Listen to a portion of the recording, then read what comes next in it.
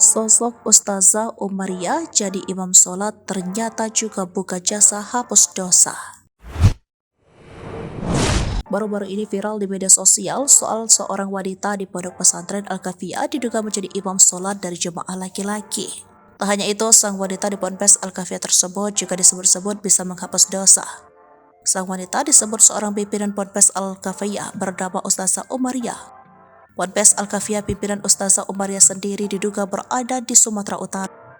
Ponpes Al-Kafiyah pimpinan Ustazah Umaryah berada di satu lokasi dengan Padepokan Sendang Sejagat yang berada di Hinai Kiri, Kecamatan Secanggang, Kabupaten Langkat, Sumatera Utara. Ponpes Al-Kafiyah pimpinan Ustazah Umaryah viral di media sosial di tengah-tengah polemik Ponpes Al-Zaitun pimpinan Panji Gumilang.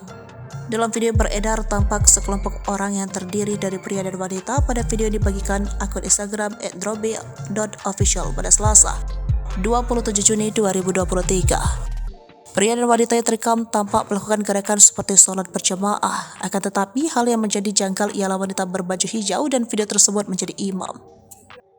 Sementara itu 3 laki-laki di belakangnya turut bergerak mengikuti gerakan si wanita berbaju hijau di depan.